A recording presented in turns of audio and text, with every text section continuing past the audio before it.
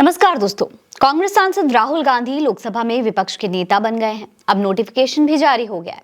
कांग्रेस अध्यक्ष मल्लिकार्जुन खड़गे के आवास पर इंडिया गठबंधन के नेताओं की बैठक के बाद इसकी घोषणा भी हो गई। इसके बाद कांग्रेस संसदीय बोर्ड की अध्यक्ष सोनिया गांधी ने प्रोटेम स्पीकर भर्तृहरि महताब को इस संदर्भ में एक लेटर भी लिख दिया। दोस्तों, राहुल गांधी अपने 20 साल के पॉलिटिकल करियर में पहली बार कोई संवैधानिक पद संभालेंगे।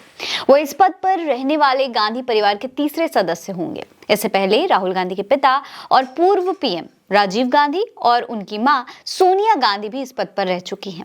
लेकिन अब राहुल गांधी को नेता प्रतिपक्ष के रूप में कई शक्तियां और अधिकार मिलने वाले हैं। एलओपी के तौर पर राहुल गांधी को क्या-क्या अधिकार मिलेंगे, वो सब आज इस वीडियो में हम आपको बताने वाले हैं आगे। लेकिन उससे पहले आप जान लीजिए कि इस पद के बाद उनकी भूमिका बहुत ज्यादा बढ़ जाने वाली है। काफी कुछ बड़ा होने वाला है।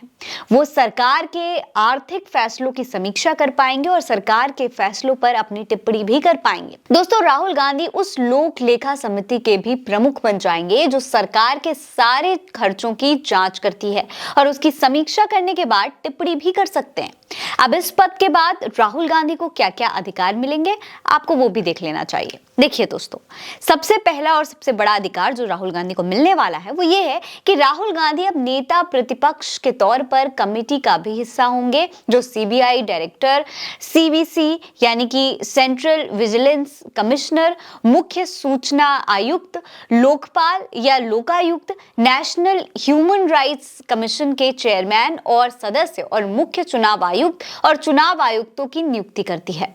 दूसरा जो अधिकार है वो ये है कि इन सारी नियुक्तियों में राहुल गांधी नेता प्रतिपक्ष के तौर पर उसी टेबल पर बैठेंगे जहां पीएम मोदी बैठेंगे, और ऐसा पहली बार होगा जब इन फैसलों में प्रधानमंत्री को नेता प्रतिपक्ष के तौर पर राहुल गांधी से भी सहमति लेनी होगी। यानी मोदी जो कुछ भी करेंगे उसके परमिशन राहुल गांधी भी देंगे। दोस्तों, नेता प्रतिपक्ष के तौर पर तीसरी जो अधिकार राहुल गांधी को मिल रहा है वो ये है कि अब वो सरकार के आर्थिक फैसलों की लगातार समीक्षा कर पाएंगे और सरकार के फैसलों पर अपनी टिप्पणी भी देंगे। सबसे बड़ी बात दोस्तों ये है, जो चौथा पॉइंट है, कि संसद की मुख्य समितियों में राहुल बतौर नेता प्रतिपक्ष के रूप में शामिल होंगे और उनके पास ये अधिकार होगा कि वो सरकार के कामकाज की लगातार समीक्षा कर सके। यानी कि अगर सरकार कोई बहुत बड़ा फैसला लेती है, कोई नया कानून लागू करती है, कोई बहुत बड़ा बदलाव करती है, तो उसके लिए भी राहुल गांधी का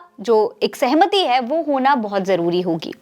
इतना ही नहीं दोस्तों, संसद में विपक्षी नेता अधिनियम 1977 के तहत नेता प्रतिपक्ष का पद कैबिनेट मंत्री के समान होता है। इसीलिए इस पद पर रहने वाले नेता को केंद्रीय मंत्री के जितना जो है वेतन भी मिलता है, भत्ता भी मिलता है और बाकी सुविधाएं भी मिलती हैं।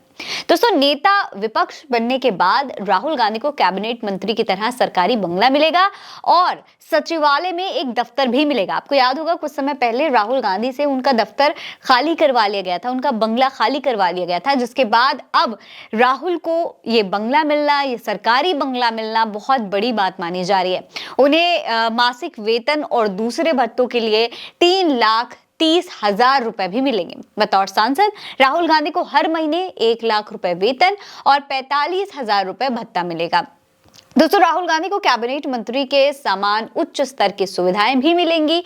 इसके अलावा उन्हें मुफ्त में हवाई यात्रा, रेल यात्राएं, सरकारी गाड़ी और दूसरी सुविधाएं भी दी जाएंगी।